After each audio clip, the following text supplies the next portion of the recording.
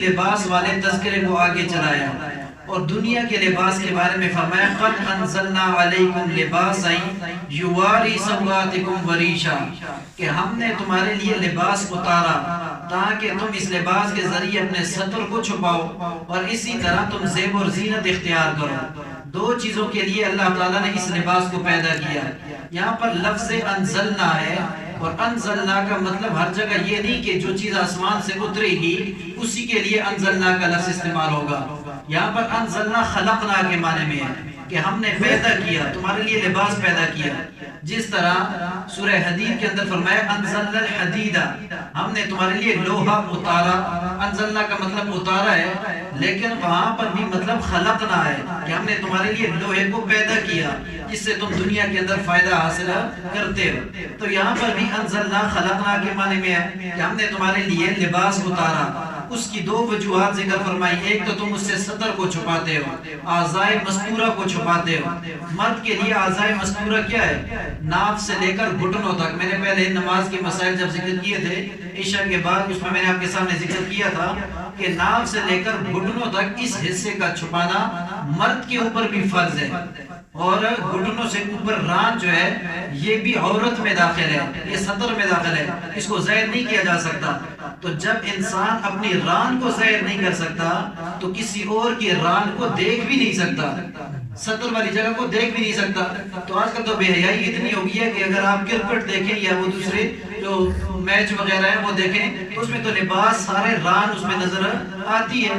تو اس لیے ایسی ران والی جگہ کو دیکھنا جو کہ عورت میں داخل ہے، ستر میں داخل ہے، اس کا دیکھنا جس طرح وہ آدمی گناہگار ہے، اس طرح کوئی آدمی اگر اس جگہ کو دیکھ رہا ہے تو وہ بھی گناہگار ہے۔ مرد کی بات کر رہا ہوں، عورت کی بات نہیں کر رہا۔ عورت جو آزاد ہے، آزاد عورت، اس کے لیے تو پورا جسم یہ عورت ہے۔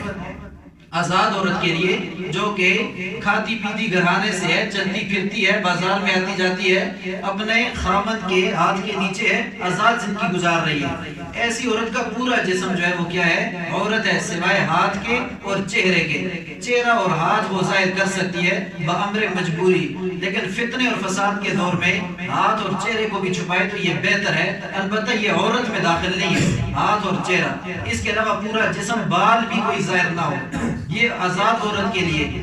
اور جو باندی اور لونڈی ہوتی ہے، کیونکہ باندی اور لونڈی کے پاس کپڑا کم ہوتا ہے تو اس لیے اس کے لیے اپنے اس گردن سے لے کر نیچے ناف تک اور پھر ناف سے لے کر گھٹنوں تک یہ حصہ چھپانا یہ ضروری ہے۔ اچھا، یہ لباس ہے لونڈی کا، لیکن آج کل یہ فیشن بن گیا آزاد عورتوں کا۔ اگر آپ دیکھیں تو آزاد عورتیں زیادہ تر اس طرح کا لباس پسند کرتی ہے، گلے سے لے کر گھٹنوں تک۔ یہ لباس اصل میں لونڈی کا ہے۔ اسلام نے عورت کو عزت دی ہے، لیکن کفر نے عورت کو ذلیل کر دیا ہے۔ بازار میں انسان جاتا ہے، ریڑھی سے فروٹ لیتا ہے تو آپ وہ مالٹا کبھی نہیں لیں گے جس کا چھلکا اترا ہوا ہو، یا وہ کیلا کبھی پسند نہیں کریں گے جس کا چھلکا اترا ہوا ہو، کیونکہ اس کے اوپر ہر قسم کی گندی چیز آ کر بیٹھتی ہے۔ آپ وہی چیز لیں کہ جو پیک ہوتی ہے، بہتر ہوتی ہے۔ عورت کی عزت اور بہتری پردے کے اندر ہے، نہ کہ عورت کی عزت اس میں ہے کہ وہ سر پہ چادر اس کی نہ ہو اور اس کا جسم نظر آ رہا اور بازار میں کھلی چلتی پھرتی ہو، اس کے اندر اس کی کوئی عزت نہیں ہے، اور عزت کی نگاہ سے ایسی عورت کو کوئی بھی نہیں دیکھتا۔ اسلام نے بہت زیادہ زور دیا ہے عورت کو عزت دلوانے میں۔ نبی کریم صلی اللہ علیہ وسلم ایک دفعہ صدیق اکبر رضی اللہ تعالیٰ کے گھر گئے، جو کہ میرے پیغمبر کے سسر کا گھر ہے۔ حضرت اسماء کو دیکھا، انہوں نے پتلی چادر پہنی ہوئی تھی، باریک چادر جس میں ان کے بال نظر آ رہے تھے۔ تو میرے پیغمبر نے اسماء سے کہا کہ ایسی چادر نہ پہنو جس میں تمہارے بال نظر آ رہے ہو، اور ایسا کپڑا نہ پہنو جس کے اندر جسم نظر آتا ہو۔ تو فوراً ان کو حکم دیا تو انہوں نے ایک دم اپنی چادر اتاری اور موٹی اور تیز چادر جو بہتر ہوتی ہے اسے اپنے اوپر اوڑھ دیا۔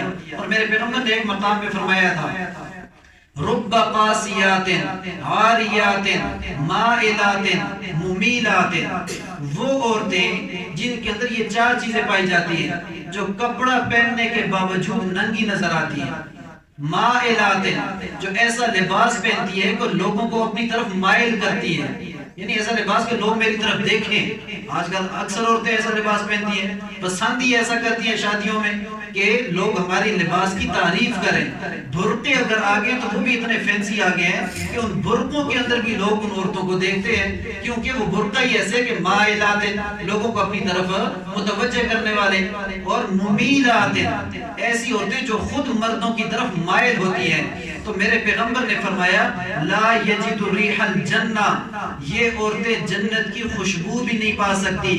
فإن ریح الجنت مسیرۃ کذا و کذا, حالانکہ جنت کی خوشبو اتنے فاصلے تک سنائی دیتی ہے, اتنے فاصلے تک سونگی جاتی ہے. تو اتنے فاصلے کا جو محدثین نے مطلب کیا وہ یہ کہ فرمایا کہ 70,000 سال تک اگر انسان دور کھڑا ہے جنت سے تو جنت کی خوشبو 70,000 سال کے فاصلے تک پہنچتی ہے. تو وہ عورتیں جو جس کپڑا پہننے کے باوجود ننگی نظر آتی ہے, یعنی باریک کپڑا پہنتی ہے, لوگوں کو اپنی طرف مائل کرنے والی ہے یا خود مردوں کی طرف مائل ہونے والی ہے, تو وہ تو جنت کی خوشبو نہیں سونگ سکتی, یعنی جنت کے قریب بھی نہیں جا سکتی. یہ سوچنے کی بات ہے, میرے پیغمبر نے اس وقت فرما دیا تھا, اور آج یہ چیز عام ہو چکی ہے, اور یہی کمزور لباس جو ہے یہ پسند کیا جاتا ہے. تو میں یہاں پر یہ کہہ رہا تھا کہ لباس کے 2 فائدے قرآن نے ذکر کیے. پہلا فائدہ یہ کہ یہ تمہارے ستر کو چھپاتا ہے, تو وہ لباس ہی کیا جو انسان کے ستر کو نہ چھپائے. اور دوسری چیز ہے وریشہ, یہ زیب اور زینت کا ذریعہ ہے, خوبصورتی کا ذریعہ ہے, انسان اس کے ذریعے خوبصورت نظر آتا ہے. میرے پیغمبر ایک دفعہ بیٹھے ہیں اور ایک صحابی آئے جنہوں نے تقوی کی وجہ سے اپنے کچھ لباس پھٹے پرانے پہنے ہوئے تھے. تو نبی کریم صلی اللہ علیہ وسلم نے فرمایا کیا تم مالدار نہیں ہے؟ اس نے کہا اللہ کے پیغمبر میرے پاس بھیڑ بکریوں کے ریوڑ ہے. تو میرے پیغمبر نے فرمایا کہ تو لباس کیوں نہیں پہنتا, پھٹا پرانا لباس پہنا ہوا ہے؟ اللہ کے پیغمبر یہ عاجزی ہے. میرے پیغمبر نے فرمایا عاجزی نہیں ہے, یہ خلاصہ ذکر کر رہا ہوں, عاجزی نہیں ہے. اگر تیرے پاس مال ہے تو اللہ کی اس نعمت کو اپنے جسم پر ظاہر کر, ظاہر کرنا یہ ضروری ہے. یہ نہیں کہ ایک انسان کماتا بہت ہے اور اپنے آپ کو فقیر بنایا ہوا ہے, پھٹے پرانے کپڑے پہنتا ہے, کہتے ہو نہیں جی میں تو نہیں پہنتا, میں اللہ والا ہوں. تو یہ اللہ والا نہیں ہے, یہ شیطان کے راستے پر چل رہا ہے. شیطان نے اسے فقیر اور مانگنے والا بنایا ہوا ہے. اللہ دیتا ہے اور یہ اپنی اس نعمت کو ظاہر نہیں کر رہا. تو اس لیے بہتر سے بہتر لباس انسان کا جتنا ہو وہ پہننا چاہیے. میرے پیغمبر نے عمدہ سے عمدہ لباس پہنا, مالداروں کے لیے سنت بنا دیا, اور کمزور لباس پہنا جب حالات خراب تھے. پیوند لگے ہوئے لباس بھی پہنے, کیونکہ اس پر بھی عمل کر دیا. غریبوں کے لیے بھی سنت بنا دیا کہ کمزور سے کمزور لباس بھی پہن سکتے ہو, اور اچھا لباس اگر آپ کے پاس رقم آ جائے تو وہ بھی پہن سکتے ہو. تو اس طرح نہیں کرنا چاہیے کہ پوری عمر لوگوں کے سامنے مانگنے والا ہی بنا رہے اور پہن ہی نہ سکے. یہ 2 چیزیں ذکر کرنے کے بعد اللہ تعالیٰ نے فرمایا وَلِبَاسُ التَّقْوَى, بہترین لباس جو ہے وہ تقوی ہے. تقوی پرہیزگاری جس انسان کے جسم کے اوپر آ جاتی ہے وہ بہت زیادہ ملبس ہو جاتا ہے, بہترین لباس پہننے والا ہو جاتا ہے, اور وہ پھر موقع محل کے حساب سے بہتر طریقے سے چلتا ہے. تقوی انسان کے اندر کا بھی لباس ہے اور باہر کا بھی لباس ہے, دونوں فائدے اس کے اندر پائے جاتے ہیں. ایمان, اسے تقوی سے مراد ایمان اور نیکی ہے. یہ 2 چیزیں جس کے اندر پائی جائیں گی وہ ظاہری بات ہے قرآن اور سنت کے اوپر عمل کرنے والا ہوگا. اگلی آیت کے اندر اللہ تبارک و تعالی نے فرمایا کہ اے آدم کی اولاد, تمہیں شیطان فتنے میں نہ ڈالے جس طرح اس نے تمہارے باپ کو جنت سے نکلوا دیا تھا اور ان کے لباس کو اتروا دیا تھا, کیونکہ شیطان اور اس کی جو جماعت ہے وہ تمہارے اوپر اس جگہ سے حملہ کرتی ہے جس جگہ سے تم اسے دیکھ نہیں سکتے. تمہیں پتہ ہی نہیں ہوتا, شیطان تمہیں نظر نہیں آتا. اس لیے دنیا کے اندر رہو گے تو اس طریقے پر رہو کہ شیطان کا خوف اپنے دل میں رکھو کہ وہ کسی بھی معاملے میں تمہارے اوپر حملہ نہ کرے. یہاں پر ایک اور بات ضمن ذکر کر دیتا ہوں, لباس کی بات آئی اور عید بھی شاید کل یا پرسوں, تو اس موقع پر ایک غلط رسم کا ذکر آپ کے سامنے کر دیتا ہوں. شریعت نے گھر کے اندر جو فوتگی ہوتی ہے اس کی سوگ کی جو مدت ہے وہ 3 دن رکھی ہے. 3 دن سے زیادہ کوئی سوگ شوگ نہیں ہے. الا امرأتن, وہ عورت جس کا شوہر فوت ہو جاتا ہے, اس عورت کی عدت جو ہے وہ 4 مہینے 10 دن ہے. اس کے علاوہ یا حاملہ ہے تو وضع حمل ہے. اس کے علاوہ مرد کے لیے عدت جو ہے وہ مدت جو ہے سوگ کی وہ ہے 3 دن. اس سے زیادہ نہیں ہے۔ لیکن آج کل لوگ جن کے والدین فوت ہو جاتے ہیں یا کوئی عزیز گھر کا کوئی آدمی فوت ہو جاتا ہے تو وہ پہلی عید جو ہے وہ پرانے کپڑوں میں جو ہے وہ مناتے ہیں، کہتے ہیں جی ہم نیا کپڑا نہیں پہن سکتے، ہمارے گھر میں فوتگی ہوئی ہے، اور وہ بیچارے اگر ان کے پہننے کا دل کرے بھی تو لوگوں کے ڈر سے وہ پھر بھی نہیں پہنتے، کہتے ہیں جی ان مسجد میں جائیں گے لوگ کہیں گے اسے تو اپنے باپ کا خیال ہی نہیں ہے، باپ فوت ہوئے سال نہیں ہوا اور اس نے یہ دیکھو جی نیا سوٹ پہن لیا ہے۔ بھائی لوگوں کی وجہ سے ساری دنیا خراب ہے، اور ایسے سنت کو زندہ کرتے ہوئے یہ اللہ تعالیٰ 100 شہیدوں کا ثواب عطا کرتے ہیں۔ ہر سنت کو زندہ کرنے سے 100 شہیدوں کا ثواب نہیں ہے، وہ سنت جو مٹ جاتی ہے جس کے اوپر لوگ ہنستے ہیں آپ کے اوپر، ایسی سنت کو زندہ کرو گے تو 100 شہیدوں کا ثواب ملے گا۔ تو ایسے موقع پر ایک انسان کو مجاہدہ کرنا چاہیے۔ تو اس لیے عید کا دن خوشی کا دن ہوتا ہے، تو اس خوشی کے دن میں آپ نے لباس بہتر پہننا ہے۔ اگر ہاں یہ آپ کی عید ان 3 دنوں کے اندر آ گئی ہے تو پھر اگر آپ سوگ مناتے ہیں تو کوئی مذائقہ نہیں، لیکن اگر 6-7 مہینے پہلے سے فوتگی ہو چکی ہے اور پہلی عید آ رہی ہے، لوگ کہتے ہیں جی پہلی عید ہے ہم نہیں پہنتے، تو یہ شریعت کے خلاف جا رہا ہے، ایک بات۔ دوسری بات یہ کہ بہت سارے لوگ جو ہے وہ اس فوتگی والے گھر میں جاتے ہیں پہلی عید پہ، یہ بھی غلط رواج ہے اور شریعت کے سراسر خلاف ہے، بلکہ یہ جانے والا الٹا گناہگار ہوتا ہے۔ گناہگار اس وجہ سے ہوتا ہے کہ یہ جا کر ان کے عید والے خوشی والے دن کو غم میں تبدیل کر کے آ جاتا ہے۔ خاص طور پہ ہماری عورتیں تو فجر کی نماز کے بعد ہی پہنچ جاتی ہیں اور جا کر ان کے گھر میں رونا دھونا شروع کر دیتی ہیں، اور عورتوں کا کام زیادہ تر ہوتا ہی فتنہ فساد پھیلانا ہے۔ یہ تو اس دن بھی روتی ہیں جب نا جس دن میت فوت ہوا ہوتا ہے، اس دن بھی ان کا رونا ملاوٹ سے بھرا ہوتا ہے، اور اس وقت بھی دل سے نہیں روتی ہے، یہ شور شرابہ ان کی عادت بنی ہوتی ہے۔ حالانکہ میرے پیغمبر نے فرمایا لیس منا من ضرب الحدود وشق الجیوب ودعا بدعوى الجاہلیہ، وہ عورت وہ لوگ میری امت سے ہے ہی نہیں جو غم کے وقت مصیبت کے وقت اپنے چہروں کو مارتے ہیں، اپنے گریبانوں کو پھاڑتے ہیں اور زمانہ جاہلیت کی طرح کلام اپنے منہ سے نکالتے ہیں۔ او جی میں مر جاتی تو یہ نہ مرتا، بھائی تو بھی مر جائے گی، تمہارا ٹائم بھی پورا آ جائے گا، تمہارے اوپر دوسرے لوگ روئیں گے، تو یہ تو نظام ہے دنیا کا، یہ چلتا رہتا ہے، بچنا کسی نے نہیں ہے۔ تو اس لیے مرنے کی اس طرح خواہش نہ کرو، اس کی جگہ میں مر جاتی اور چاہیے بھی اوپر سے کہتی ہے۔ تو اس لیے ایسے گھر میں جانے کی ضرورت شریعت کے اندر نہیں ہے۔ کوشش آپ کریں کہ ایسے گھر میں نہ جائیں جس گھر میں فوتگی ہوئی ہے۔ یہ موقع مال کے حساب سے میں ایک بات آپ کے سامنے ذکر کر دیتا ہوں۔ ایک تو وہ گھر والے پرانے کپڑوں میں عید نہ گزاریں، کپڑا اپنا پہنے، بہتر کپڑا پہنے اور اچھی عید گزاریں۔ عید خوشی کا دن ہے، اللہ تعالیٰ نے رمضان کے بعد انسان کے لیے عید کا دن دیا ہے کہ انسان خوشی منائے، اور اس کے اسی طرح جو عام لوگ ہیں ان کو اس گھر میں جانے کی اجازت شریعت نے نہیں دی، اس لیے اپنے آپ کو گناہگار نہ کریں۔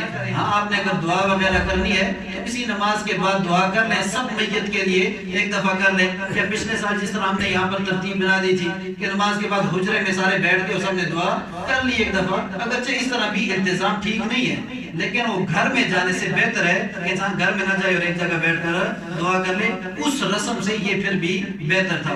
تو اس لیے ایسی کوشش نہ کریں۔ یہاں پر اللہ تعالیٰ نے لباس کی خوبصورتی کا ذکر کیا، دیکھیں ذرا، فرمایا بسم اللہ الرحمن الرحیم یا بنی آدم قد انزلنا علیکم لباسا، اے آدم کی اولاد تحقیق نازل کیا ہم نے تمہارے اوپر، یا ہم نے پیدا کیا تمہارے لیے لباسن، ایسا لباس یواری سوآتکم، جو پوشیدہ رکھتا ہے تمہاری شرمگاہوں کو، جو پوشیدہ رکھتا ہے تمہارے اعضائے مستورہ کو، اور نمبر 2 وریشن، اور زینت کا ذریعہ بنایا ہے تمہارے لیے، یعنی اس کے ذریعے تم زینت اختیار کرتے ہو۔ وَلِبَاسُ التَّقْوَى ذَلِكَ خَيْرٌ، اور تقوی کا جو لباس ہے یہ تمہارے لیے خیر، سب سے بہتر ہے، بہترین لباس تقوی والا ہے۔ ذَلِكَ مِنْ آیَاتِ اللَّهِ لَعَلَّهُمْ يَذَّكَّرُونَ، اس میں تمہارے لیے نشانیاں ہیں تاکہ تم غور اور فکر کرو یا تم نصیحت حاصل کرو۔ یا بنی آدم، اے آدم کی اولاد، لا یفتننکم الشیطان، نہ فتنے میں مبتلا کرے تمہیں شیطان، نہ فتنے میں ڈالے شیطان تمہیں، کما اخرج ابویکم من الجنہ، جس طرح نکلوایا اس نے تمہارے باپ کو جنت سے، یعنی حضرت آدم علیہ السلام کو جنت سے نکلوایا، اس طرح وہ تمہیں فتنے میں مبتلا نہ کرے۔ ينزع عنہما لباسہما لیریہما سوآتہما، اتروایا تھا اس نے ان دونوں سے لباس کو تاکہ ظاہر کرے ان کے ستروں کو، ان کے ستر کو اس نے ظاہر کروا دیا، ایسا جرم کروا دیا کہ جنت کا لباس ان سے اتر گیا۔ اور مزید فرمائے یہ شیطان تمہارا وہ دشمن ہے، انہو یراکم ہوا وقبیلہ، یقیناً وہ اور اس کا قبیلہ تمہیں دیکھتا ہے، من حیث لا ترونہم، اس جگہ سے جہاں سے تم اسے نہیں دیکھ سکتے۔ یعنی ایک دشمن تو وہ ہوتا ہے جو انسان کو نظر آیا کرتا ہے، اس کے شر سے انسان بچ جایا کرتا ہے، نظر آتا ہے، وہ اتنا خطرناک نہیں ہوتا کیونکہ انسان کو نظر آ رہا ہے کہ یہ مجھے اگر نقصان پہنچائے گا تو کم از کم میری آنکھوں کے سامنے ہے، میں اس کے نقصان کو دیکھ لوں گا، میں اس دشمن کو پہچان لوں گا۔ ایک وہ دشمن ہے جو پیٹھ پیچھے سے وار کرتا ہے، نظر نہیں آتا، یہ دشمن بڑا خطرناک ہوا کرتا ہے۔ تو اللہ نے فرمایا شیطان تمہارا ایسا دشمن ہے جو تمہیں نظر نہیں آتا، اس لیے اس کے بچاؤ کا سامان زیادہ اختیار کرو اور اپنے اندر تقوی پیدا کرو، اپنے جسم کو ننگا کر کے اس کو اپنے اوپر حاوی ہونے کی دعوت نہ دو۔ وہ ایک دفعہ تمہارے اوپر اگر تسلط جما بیٹھا، پھر اگر تم جتنی کوشش کرو گے وہ تم سے دور نہیں ہوگا۔ اس لیے یہاں پر لباس کے ساتھ شیطان کا ذکر کر دیا۔